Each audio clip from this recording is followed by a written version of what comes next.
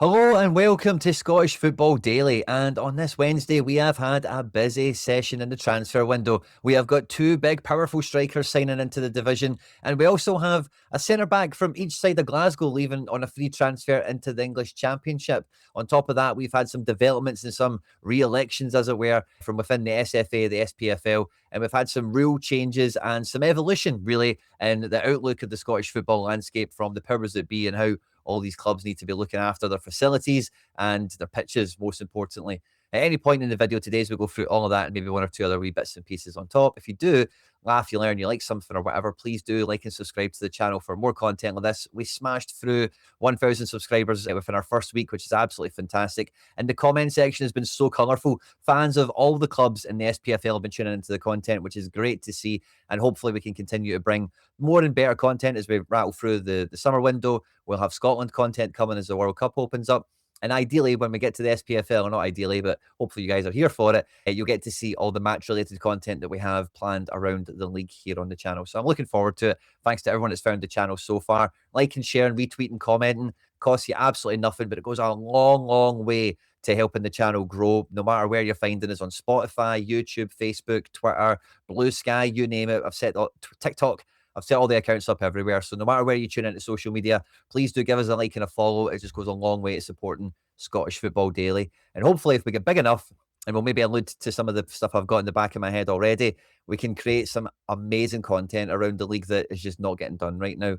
But anyway, let's just get stuck straight into this one. Because like I mentioned in the tip-off, we have some big, heavy-hitting strikers maybe joining the league.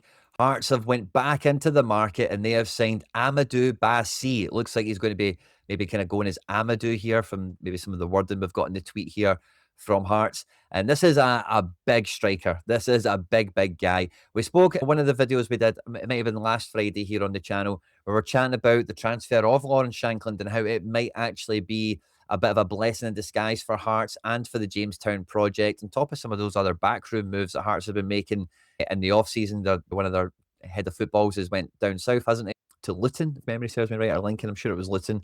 So this is a move that I think we expected. There was rumours circulating around this one for a while. And Ba-Sy, it feels like this guy, and who was the other player they signed, Renaud?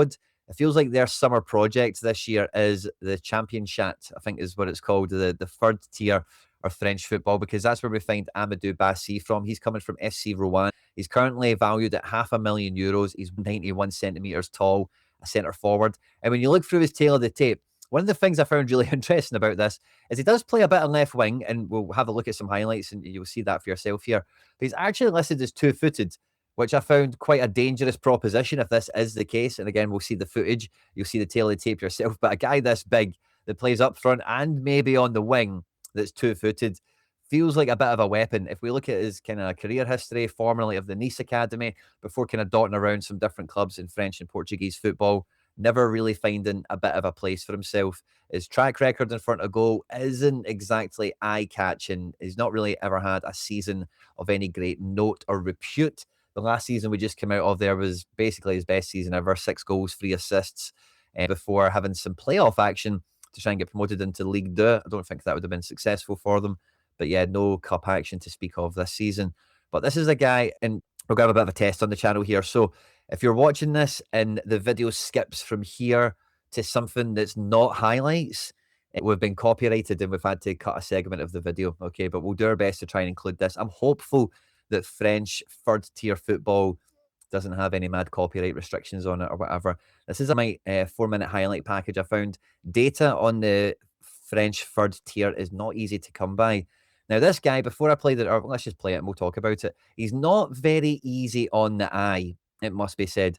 But as you can see, very often pops out in the left wing and centre forward areas. And it is quite happy, as you can see there, to try and hit across and try and pass, push it into space, breaking off side trap with his left foot.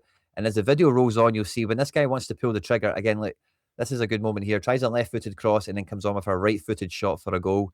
And this made me think, wow, this guy actually looks really dangerous. Now, the French third tier, are they better athletes than what you're going to find in the Scottish PFL?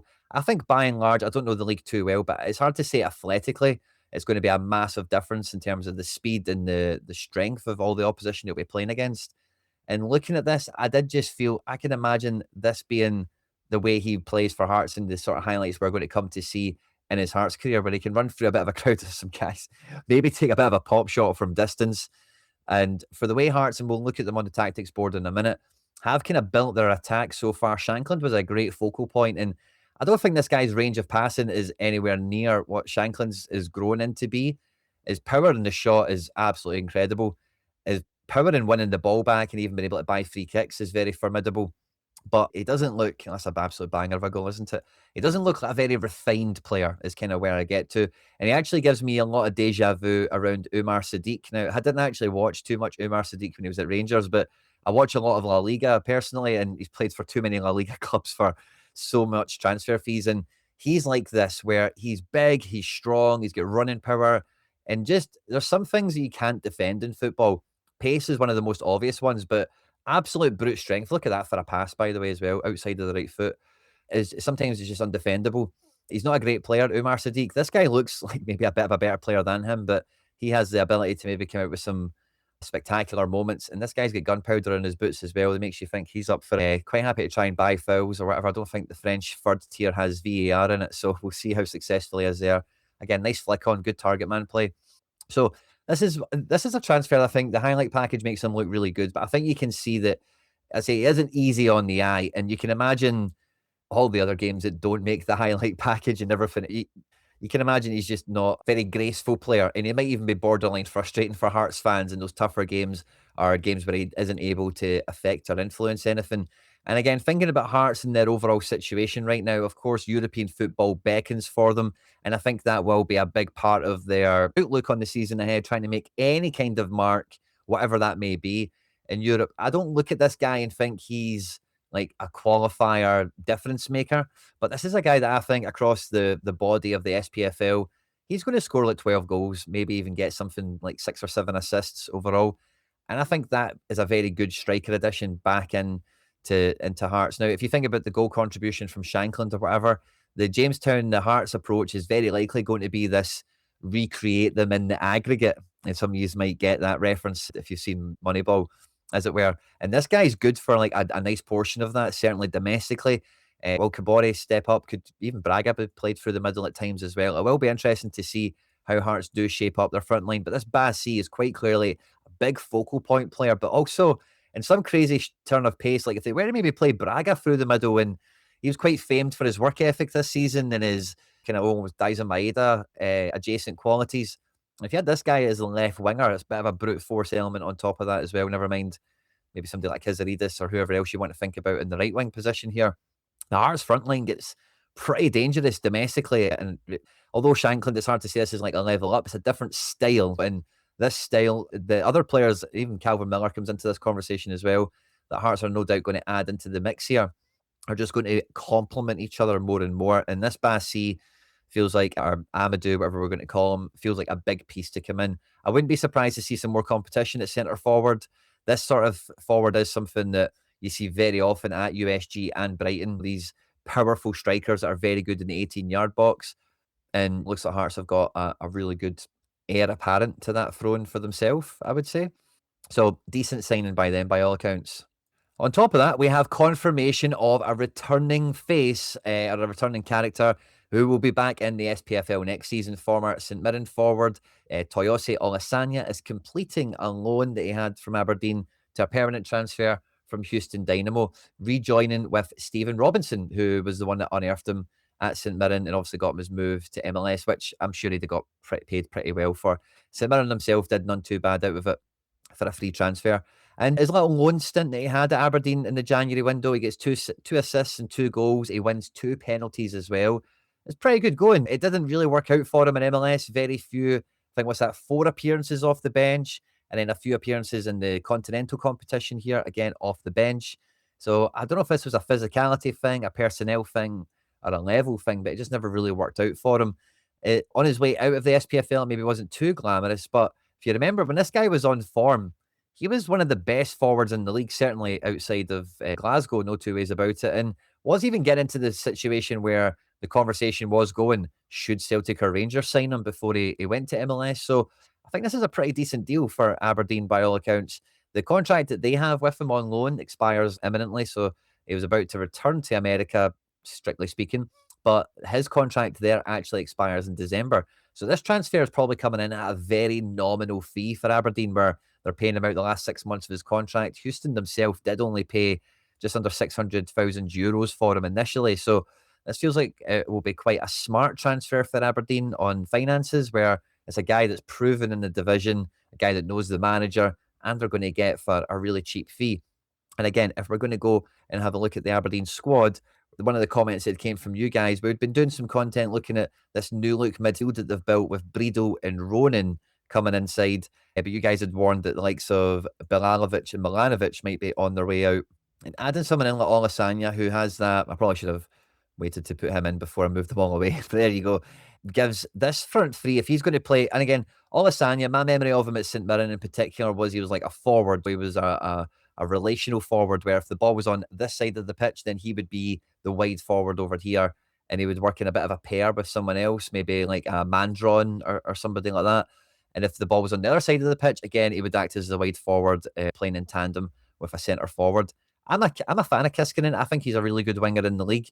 And I think if you've got him and Olusanya either side of Nisbet, who you might not be keeping at Aberdeen, there is rumours he leaves, but the rumours aren't everywhere, and I don't really feel there being mad movement in it. Then this potentially, let's just move Lazetic to the side, but if that's Aberdeen's midfield three and front three, that is really, really good. On the defence, it's a bit of a pick and mix. Who knows how that will really shape up. Again, Jensen, I thought was a good player whenever I seen Aberdeen last year, but this is some really good progress, I think, where again, I think value for money on this one's going to be really good. Is he going to be top scorer in the division or anything like that? Very unlikely. But again, to form a strong front three of Kiskin and Nisbet and Olusanya, like if you were to wind back SPFL tapes over the years, Nisbet previously the best striker in the division. Olusanya has not been too far off the same, and Kiskinen a really strong winger in the league. So again, yeah, I can't say enough. Like Aberdeen last year threatened to be really dangerous, signing Jesper Karlsson, Adel Ayoshishe, never mind Lazetic, and I think there was one or two others. That never really came together. I think that Swedish manager was a dead man walking for a while, wasn't he? But under Stephen Robinson, these signings, if they can keep a hold of Nisbet and whatever else, they've definitely got weapons. They've definitely got the ability to go for it. Now, Wade, like I mentioned in the intro, we do have two centre backs leaving Glasgow and going to the English Championship. I think we spoke about it previously that Stephen Welsh had his contract like cancelled mutually by Celtic just for being pals, and just well done to you, Stephen. He's now officially joined Swansea, which is unusual, but there he goes. Been a bit of a link with Swansea and Celtic over the time of different staff members and different transfers, so not a huge shock. But one of the pieces of content we did quite early on the channel was discussing how David Watson, who was quite a bright prospect in the game, wasn't going into a bigger club in the league necessarily, or even somewhere exotic and cool like Italy, but he was going to go to Bolton Wanderers. And it felt like they were also going to maybe be hunting around Johnny Kenny. And I think they've already signed yet another player from the SPFL, but they have also confirmed the signing of Ben Davis as a free transfer from Rangers as well. So Bolton, when I was a kid, they became cool because they were buying the Real Madrid cast-offs, Campo and Hierro and these types of characters, JJ Okocha and Djorkaeff, whatever. Maybe you went around there for it and it doesn't matter to you, fine. But nowadays they're reliving that, but they're taking the one man's trash is another man's treasure approach to the SPFL. So good luck to them. Bolton are kind of cool in their own little way. So yeah, it's kind of just a weird little theme that we're seeing develop, that players are going to Bolton on the regular. But the SPFL announced it had some board elections and changes of musical chairs ahead of the 26-27 season, with Celtic CEO Michael Nicholson being appointed as the head of the board alongside Malcolm McPherson and Phyllis Carroll. We have our members here for the Championship and League One and League Two, respectively. And this is a bit of, I had to kind of look into this when I seen it, because I thought, how can Michael Nicholson have been voted to run the SPFL after the season Celtic have had? It's just, I found it absolutely hilarious how that could be the case. But it is just a little bit of a musical chairs type situation. So it's more ceremonial than anything.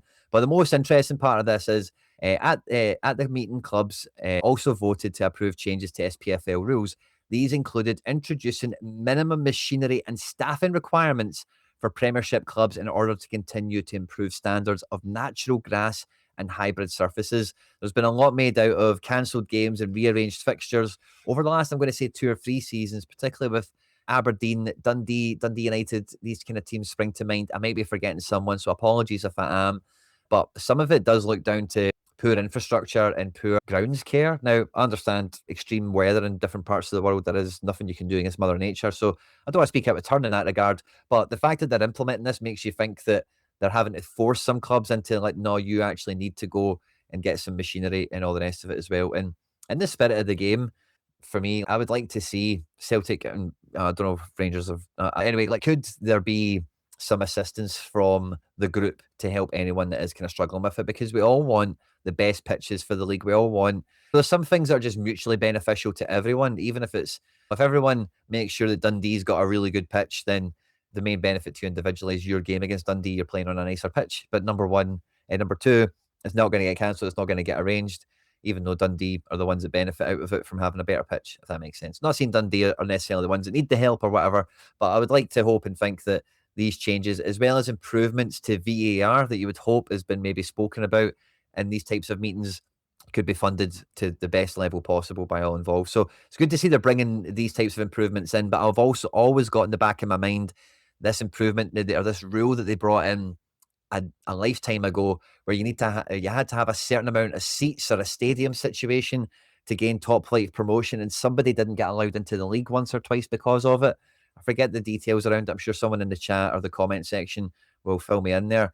And that, with that always in the back of my mind, I don't want innovation to then stifle anyone who on the pitch is doing well or progressing. So that's just always something that's in the back of my mind. So we had a little bit of this coming out today as well, which hopefully, if the SPFL can get their act together and get a good VR system and technology up on the go, and there is a bit more accountability from clubs to look after their pitches and make sure when the extreme weather does come, they can just have the pitch as best prepared as possible, then we're all going to be winners off the back of it. Top flight clubs are now legally required by the league to invest in specific industrial grade turf machinery, such as advanced growth lamps, aeration units, and professional drainage tools, and employ a minimum quota of certified groundkeeping personnel. So, again, it sounds great, but it's a big capital industrial grade machinery and such. Some clubs can afford that a lot easier than others, and let's just make sure that everyone gets the right kit. Let's just help each other out, is what I would think in tandem with this. I hope you've enjoyed this one. On screen and now some other stuff that I've made that YouTube thinks you might enjoy. If you haven't done so already, please do hit like and subscribe for more content like this. Don't forget to let me know your thoughts and feelings in the comment section down below. Stay out of trouble, and I will catch you on the next one.